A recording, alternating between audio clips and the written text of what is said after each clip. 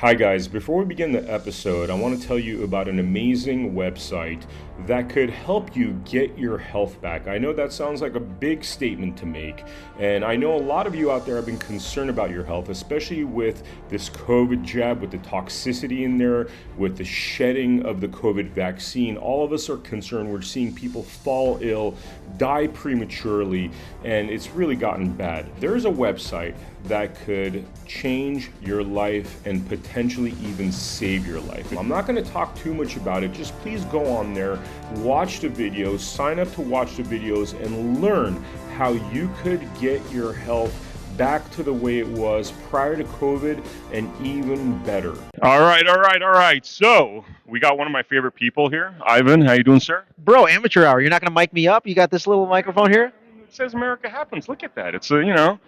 Let's go. By the way, Ivan doesn't return my phone calls. I mean, little personal information. So I have to track him down. His leg's not working. That's why I have him here. I had to corner him. But Let's see here. So apparently, Vem, you sent me a text or an email. I sent you a text. Let me see here. And an email. Look. It's all right, though, dude. You're busy saving the country. Oh, really? Then you got to text me your number, brother. Maybe I don't even have your right number. It's not even in here. Let me look at my contacts. Yeah. What's going on? Fam? Oh, yeah, that's Matt. So I guess I must have been texting the wrong person. Apologies to Ivan. I'm sorry I broke your leg for this. Yeah, uh-huh. At the corner and just joking. Get in the camera, nice frame. Look at this, folks. That's my foot. It's still good. Moving around. A lot better than it was last month. Ivan just showed me his leg and what's been going on there. He's got a rod in there, by the way. Tobogganing accident, right? Yeah. Wow. Basically, I don't know. A lot of people are telling me it was probably something more than just a tobogganing accident. Particularly, it was a few days after when I went and approached Hunter Biden and asked him what kind of crack he smoked, and that went totally viral. Remember that?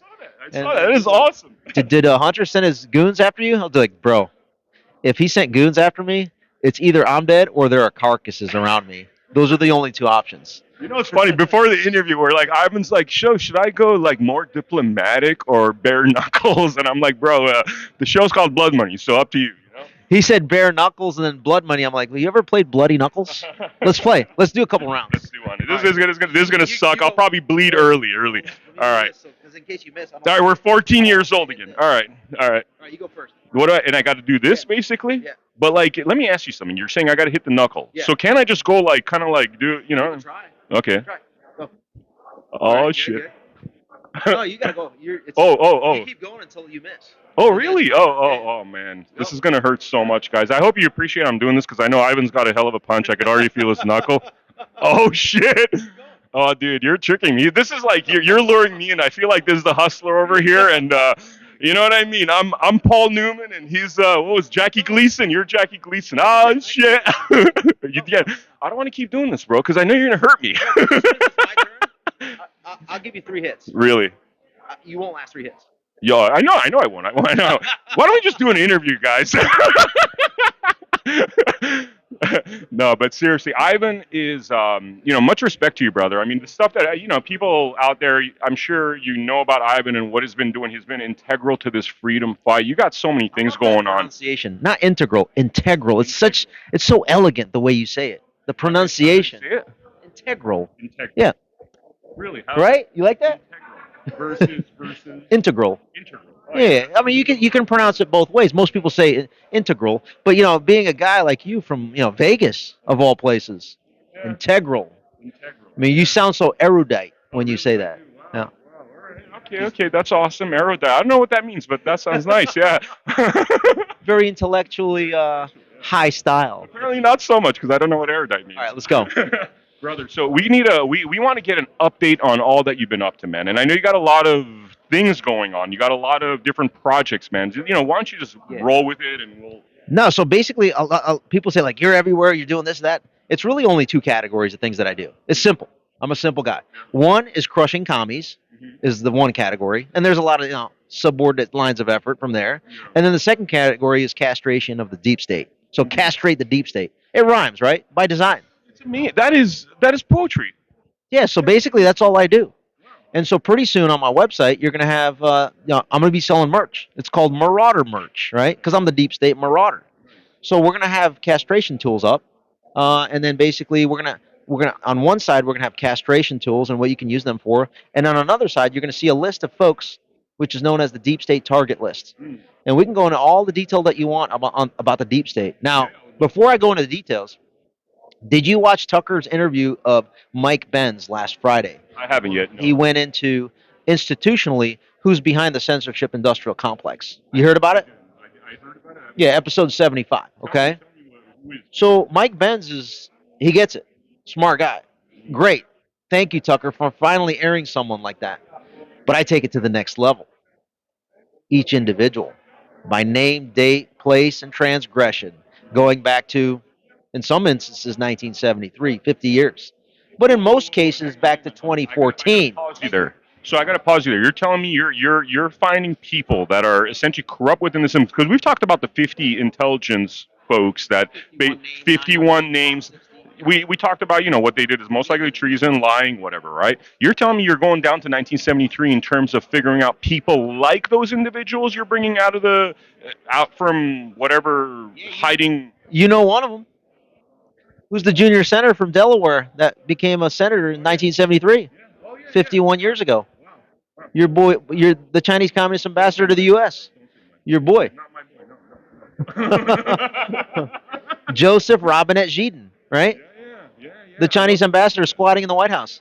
He has actually 3 roles right now he's playing. He's a China's ambassador to the U.S.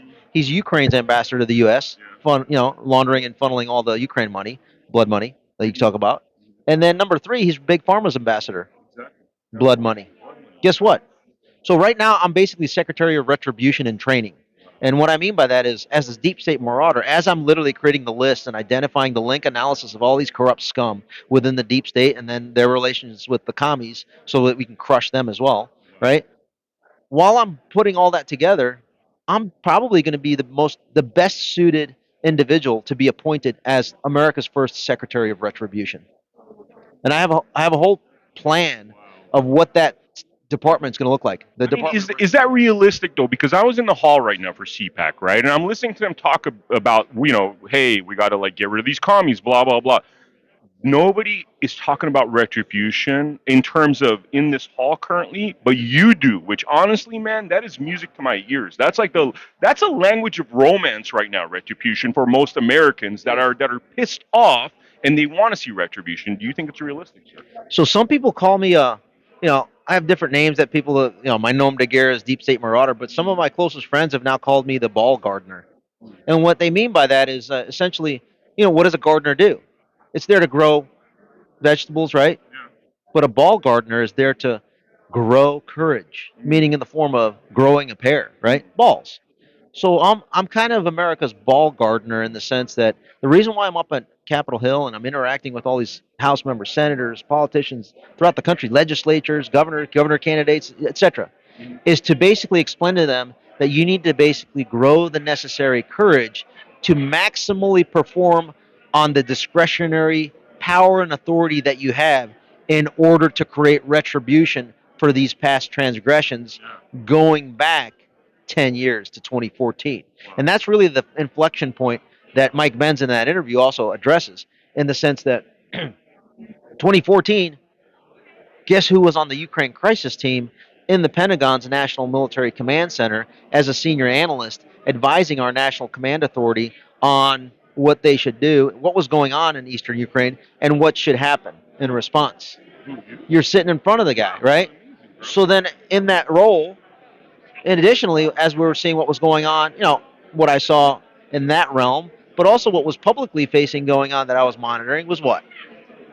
Oh, John Brennan, the former director of the CIA, goes over to Kiev under the cover of darkness. Russian media reports on it, outs him. And then what happens 2 weeks later after he meets with his counterpart in Ukraine in order to basically probably bring bags of cash and direction now that they just installed their new leader? So they went from Viktor Yanukovych, which was the president of Ukraine, ousted him via a coup while Russia was focused on the Sochi Olympic Games, and then they placed into his stead Petro Poroshenko. That coup was conducted by U.S. State, CIA, right? Director of the CIA. So he goes over there and is like, hey, good job, Petro Poroshenko. Congrats. And now let's move forward. Well, what does that moving forward look like? This is 2014, by the way. Well, next up, John Brennan tees up his boy, your boy that I talked about earlier, Joseph Biden, who was the failed vice president. And he was what? Wasn't he point man for Hussein on Ukraine? He was. For those that don't remember, this is a little historical context here we're at. So in 2014, we're like, this is early February, March timeframe now. April, your boy Biden goes over there, and then he has a meeting with Petro Poroshenko and Yevgeny Yatsenuk. I know all these names. Why? I was one of the lead analysts in our U.S. government to track this stuff. So I kind of know a little bit about what happened in Ukraine going back to 2014 better than most. Now, I'm not the smartest guy in the room, but damn, do you know any pundit that exists on any mainstream media platform that was in that role and position to be able to see and hear and absorb all levels of intelligence to the highest levels as it related to what was going on in Ukraine, eastern Ukraine? And then on top of that, do any of those analysts that had the same access, are they fluent in Russian and can read and understand Ukrainian to then absorb all the open source information that was out there? And then add on top of that, any of those remaining analysts that are in that space are publicly discussing what has been going on and rooting out and exposing the corruption in our government. Well, now you're down to one, right? So again, I'm not the smartest guy, but maybe a combination of my experience and access coupled with being a ball gardener, you have to lead by example, right? So then what does that look like? You speak truth to power. So 2014, what else was going on in 2014 that is so important to today? I'll tell you, because this is the right question to ask me. Who was the director of the Defense Intelligence Agency while I was a line analyst at the Defense Intelligence Agency working at the National Military Command Center? Michael T. Flynn. And guess what General Michael T. Flynn was doing as he was sitting you were sitting, imagine you're John Brennan, Jim Comey's over here, Clapper is over there, four of us, and I'm sitting in the spot of General Flynn. And we're testifying before Congress. And in that testimony, what happens? General Flynn speaks truth to power and says what? That ISIS thing ain't a JV team. And wait, what's going on over here in Ukraine? Wait, why is John Brennan in Ukraine? Hey, John, why are you in Ukraine? And why 2 weeks later, the vice president, Biden, is there? And oh, by the way, why is Biden talking to Petro Poroshenko and telling him, hey, buddy, we're going to go ahead and support you guys here in Ukraine and develop your economy in very unconventional ways, particularly the energy sector. And 2 weeks later, his son, Hunter Biden, is appointed to the board of Burisma, the largest energy company in Ukraine. Is that a coincidence? Yeah, I see what you're saying. No, it's not a coincidence. He directed that. So then Hunter Biden gets his $1 million a year in his consulting. Why? What does Hunter Biden know about the energy sector? He was just basically joined the naval reserves to then get fired a day his first drill because he tested hot. Wow. He pissed hot for drugs after getting 2 waivers to get into the naval reserves, age waiver and a drug waiver. Who helped him get his waiver? His failed vice president dad. Okay? Follow along with me here, because this is important foundational understanding of the incestuous corruption. Corruption is like, it's like, this sounds like some Soviet crap, dude. Like, literally, like Soviet. Like the Brezhnev. You got Brezhnev basically equivalent sitting here, barely can form a sentence, right? In his late years, Brezhnev's like, right? Stroke after stroke after stroke. Anyhow, I'm not talking about Peter Strzok. Not yet, anyway. The guy that spied on Flynn. But anyway, 2014. So the sequence is Brennan tees up Biden, tees up his son Hunter so that 10% can go to the big guy, but yet Hunter is managing a joint account with his dad. So is it only 10%? Or is it 10% for the big guy coupled with everything going in to Hunter and Jim Biden? This is only Ukraine, folks. Meanwhile, I'm sitting there like, my critical thinking hat is on. And I'm thinking to myself, isn't that something special? Hunter Biden, what is he known for? I guess he's known for smoking crack and sniffing cocaine. How does that translate into being a good board member of an energy company? The only thing I could think of that would bring value to that company, other than obviously having the Biden name, but I'm talking about like substance, is his olfactory senses, meaning his ability to smell and sniff out potential oil and natural gas fields. Maybe his left nostril was able to pick up the scent of natural gas, like this. I mean, I've heard it And then maybe on the right side, he could sniff out oil fields that could help out Burisma to drill new unconventional ways. Yeah. That I present to you is the Biden criminal syndicate representative. And what did Joseph Biden do when he was out there during that trip? Well, if you're not going to fire Yeah. the general prosecutor Shokin, you're not getting the money. Yeah. Meaning, the foreign aid, they say it's foreign aid, the money that is stolen from the American taxpayer with no audit trail sent over to Ukraine so that some of that money bribes off Petro Poroshenko and his people in order to fire the only guy that's going to look at the corruption of Burisma, of which Hunter Biden is on the board of. Victor Shokin was the general prosecutor, meaning the guy that would prosecute and investigate the corruption of Burisma, the company, and then implicate Hunter Biden in that corruption scheme. Joseph Biden goes over to Ukraine and says, hey, you guys aren't getting the money, the aid package, unless you fire the only guy that can basically prosecute my son's involvement in Burisma. Once you do that, then you get the aid package. What do you call that? How would you summarize that in So one word? I'm trying to figure out how this is not treason because corruption is one word, but like when you're actually working against the better interests of your country, I mean, am I stretching this? You tell me. No, so America needs a secretary of retribution Hmm. because no one is. Some people kind of know it. Like I had a first and second row seat to all of this, and then like, well, people are like, why aren't you everywhere? Why no one else is talking about it? You tell me, because when I went on faux news for the first time with Tucker, guess what happened to him?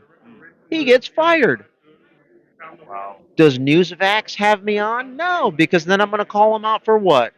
Not reporting this stuff like we're reporting right now. For being on the receiving end of the censorship industrial complex, which we haven't even gotten to yet in this interview.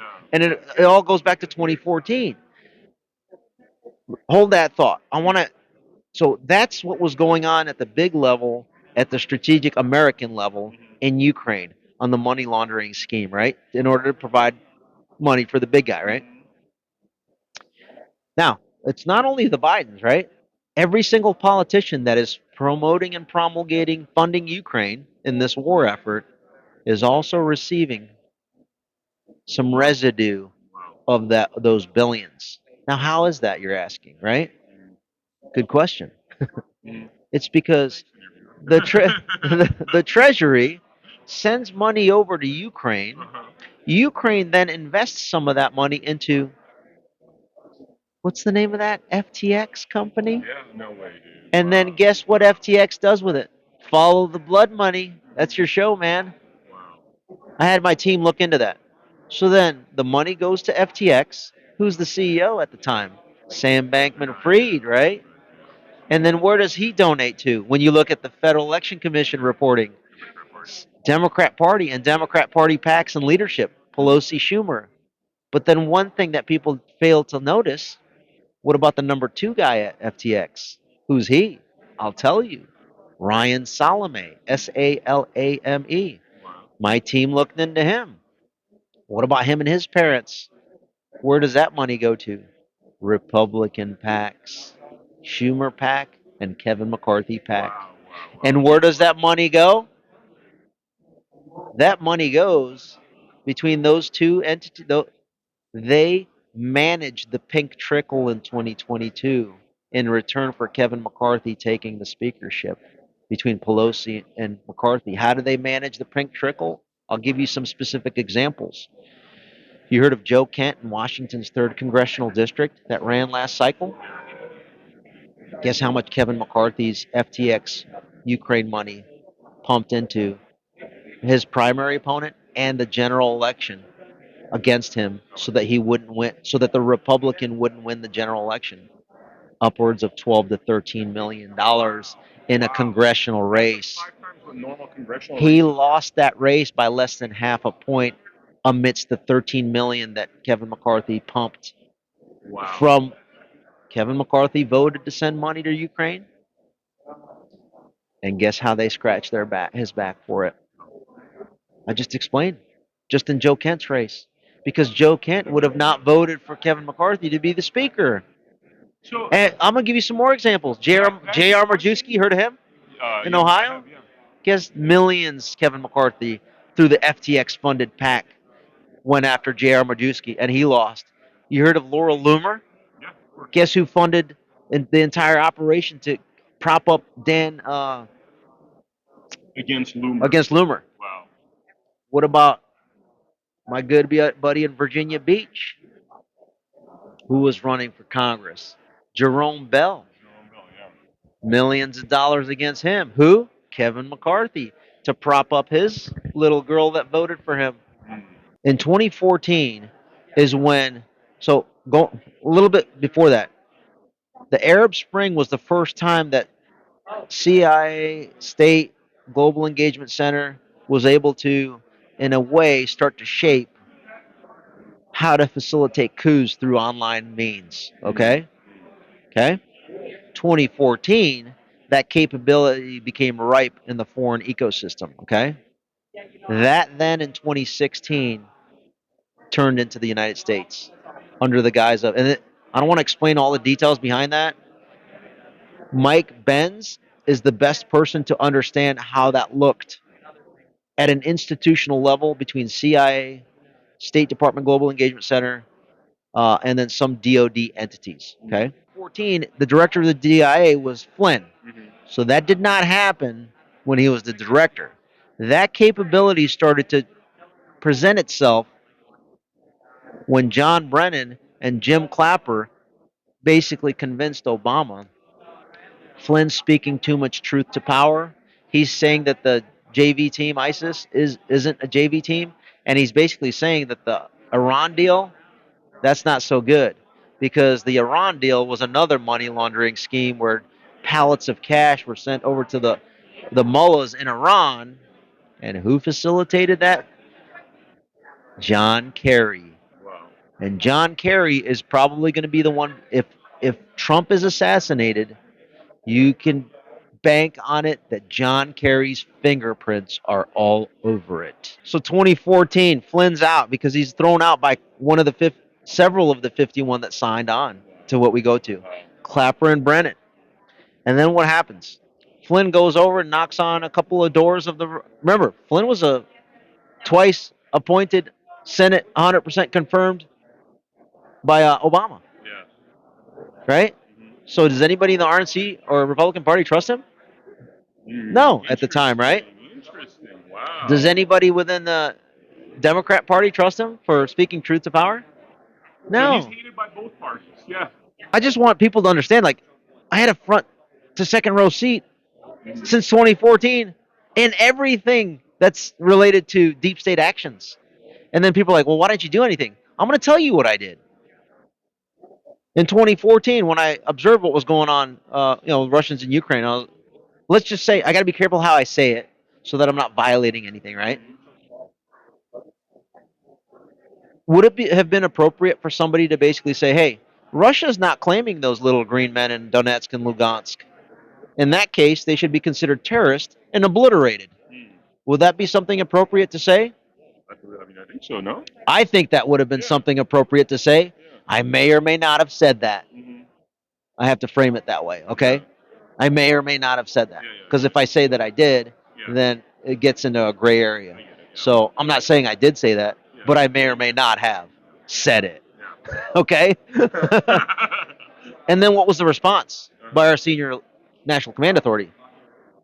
Secretary of Defense, Chairman of Joint Chiefs, President, when they're briefed on that. What happened? Did America do that?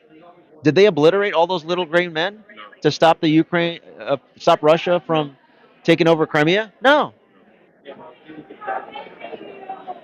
Do they have the political courage to? Did they have the political courage to do that? America. Yeah, they did. Did they have a capability to do that easily? So it comes down to you need a ball gardener. You need a ball gardener that has enough public support to demand that, and that's what we're lacking. And we're getting to the point where it needs to get painful enough to where men wake up and be like, "All right, you just crossed the line. Yeah. Now I'm going to stand up and I'm going to put you back in your place." Where it needs to approach that level, because I'm seeing that there's people standing up now, and the smackdown is gonna come, the retribution is gonna come, but it has to get a little bit worse before it gets to that point. 2014, 2016, the censorship industrial complex basically kicks in after Trump wins the election, right? And then they start to say, remember the hate speech? The word hate speech starts to come out. Never heard of that right before in my life. But it really started to pick up in November of 2018 after the House is flipped to the Democrats, and now big tech can do whatever it wants. Why? Isn't Nancy Pelosi a member of the Congress from Silicon Valley? Why, San Francisco? Yes, she is.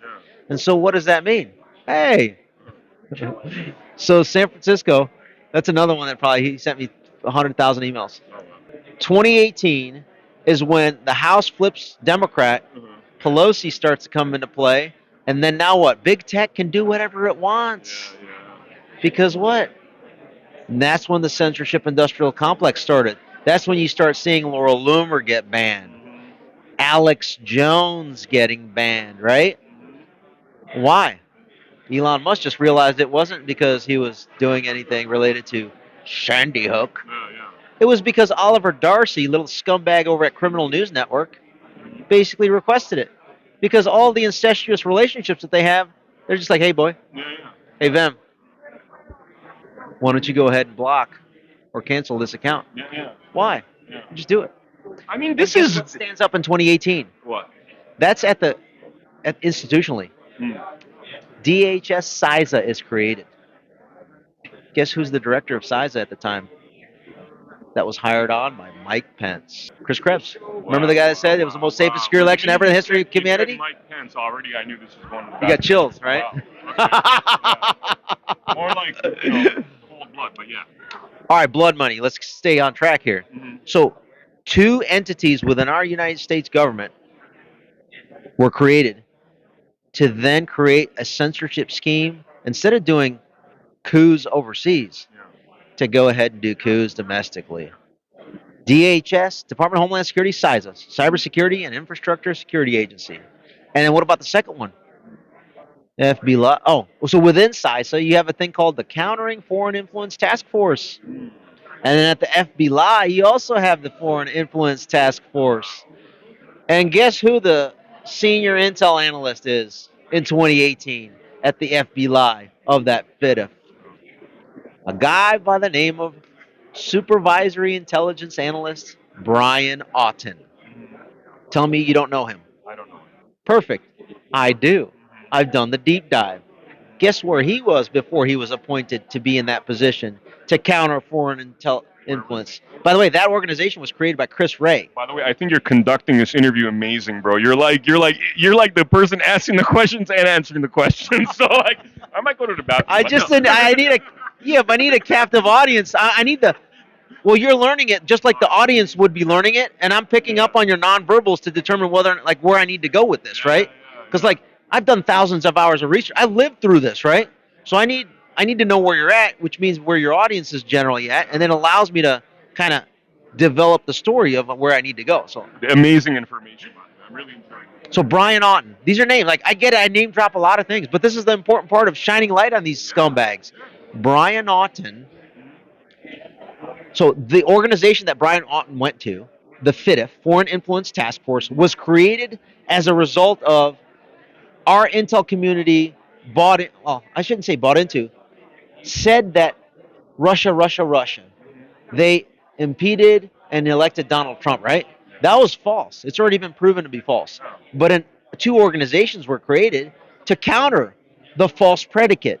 One I talked about at DHS, one at FBI, DOJ. And that one at FBI, DOJ, Chris Wray was the one that created it, the director of the FBI. Well, Right? He's busy. how's Mike Lindell, by the way? Back there. How you doing, sir? so, the he's got to move because he's on camera. He's awesome. He's awesome. He like 24/7 always. I got to keep up with him. So the Foreign Influence Task Force, created by Chris Wray, which was and still is the director of the FBI. Let me give you a little background on the FBI director before we go into Brian Auten, because this is important. This is so fascinating, by the way, because these are like, this is the information we need to know on the mainstream level. Because people are like, people think, oh, like, If this hits the mainstream, this whole scheme is over. So, Chris Wray, the director of the FBI, do you know that he was Chris Christie's attorney on Bridgegate? Wow. I did not know that. Does that make sense why Chris Christie was running for president now? So, Chris Wray created this Foreign Influence Task Force, and he decides to appoint the senior intel analyst to be Brian Auten. Let's give a little bit of background on Brian Auten. Remember in 2016 in July, after Donald Trump secured the nomination, the RNC foisted Mike Pence on him? Yeah. Within 2 weeks, John Brennan works with Jim Comey, the previous director of the FBI, to launch a counterintelligence investigation. Well, first and foremost, John Brennan contacts his partners in London and Canberra to go ahead and say, hey guys, please start spying on the following Americans. From London, England? Carter Page. From London, England, you said? Whoa. And guess who was the chief of station for the CIA in London? Wow. This idea of extra jurisdictional forces Yeah, because being CIA brought can't do it. in. So he just asked his liaison partner Bro. in London. You know, viewers And out guess there- who the chief of station in London was? Who? Gina Haspel. Does that ring a bell? Yes, it does actually. Who is Gina Haspel later becomes the CIA director, that? Wow. appointed by Trump. Wow. I wonder why Trump appointed her. Does he have a clue of what's going on in the national security state based on his background as a real estate developer? No, but guess who would have been able to stop that? A guy by the name of Michael Flynn. Wow. They had to remove him first. He was and still remains, Flynn, the biggest threat to all of these unitards. It probably sounded something like this. Hey, Gina, go ahead and do it. This is John Brennan. Gina then works the CIA station liaison with her counterparts in MI6. MI6 deploys George Papadopoulos. Heard of him? Yeah. George Papadopoulos was one of the four in the Crossfire Hurricane investigation. Okay. Flynn, Manafort, Carter Page, and Papadopoulos. So what do? They used MI6 to bump him with a honey trap. To basically, they went after it and looked at every single person in the Trump campaign that had any foreign travel and that was going to be traveling, and they used as the vector, as the jurisdiction you talked about, to then say, hey, we're investigating their counterintelligence risk based on their foreign interactions. And we have to link it to Russia, because we have to legitimize the false Russia predicate. So then what do they do with Carter Page? They launch going back to Brian Auten. Brian Auten, back then, became the supervisory intelligence analyst for Crossfire Hurricane investigation. Wow. So the same Brian Auten that then wrote an assessment that was then used as inside of the Woods file, which is the file that's presented to a FISA court judge to spy on Carter Page, that assessment complete BS, lies. And in that included a lie from the CIA. Well, I should say one of the attorneys on Crossfire Hurricane, Kevin Kleinsmith, and all these names, man. Kevin Kleinsmith sends an email to his counterpart at CIA as part of this joint investigation into Trump, spying on Trump. And he asks, hey, was Carter Page an informant, or is he running like for the CIA? Like basically, did he when he went to Russia and did his oil deals? Did he come back to the CIA and report on that? The CIA said yes, he did it properly, all by the book. And then what did Kevin Kleinsmith do? He changed the email to say no, he didn't, and that was included in Brian Aughton's assessment of defraud, basically telling the FISA court, you need to authorize us the ability to spy on Carter Page. And what did that do? That then allowed the FBI to go ahead and do what's known as three hops. That means I can listen to everything and monitor everything you're communicating with, the person that you're communicating with, every single person, all of them, and then I can also spy on everybody that they're communicating with. One, two, three. So if you're Carter Page and you're communicating with people in the campaign, and then all those people that you're communicating with downstream from that, are you going to catch everybody in the campaign? Everyone. That's how they spied on the campaign. And the guy that started this at the FBI to basically falsify this was your boy Brian Aughton, who Christopher Wray appointed to later then head up the Foreign Influence Task Force to continue the cover-up. The Mar-a-Lago raid, just a little tangent. That was the raid conducted by the same people within the FBI that did the illegal Crossfire Hurricane, covered it up with the FIDF by creating the censorship industrial complex in big tech, that then did the same thing. They basically had to seize all the documents that Trump had declassified related to showing and proving what I'm talking about. It's literally cover up after cover up after cover, and it escalates. Their egregious illegal behavior escalates with each subsequent cover up because they have to take it to the next level. Once you lie, the next lie and lie. One lie leads to. No, but you have to force institutionally and censor stuff like what I'm talking about from getting out. So to close out the FBI component of this, because this also, January 6th is only one arc of this entire story that started in 2014. We'll get to that. That'll be the 21 aspect, right? But we're still kind of in this 2018 realm, right? So when the censorship started, you have Brian Aughton as the senior intel guy on Crossfire Hurricane, which was the spying on Trump. The senior ops guy initially was Joseph Pientka III. The general counsel for the FBI was Jim Baker. And then the senior director of counterintelligence was a guy by the name of Bill Priestap, Priestap. Okay? Remember the names. So Brian Aughton, like I told you, went from that to create the BS spying. He then went to the FIDF to then cover up the spying by saying that there's Russia, Russia, Russia.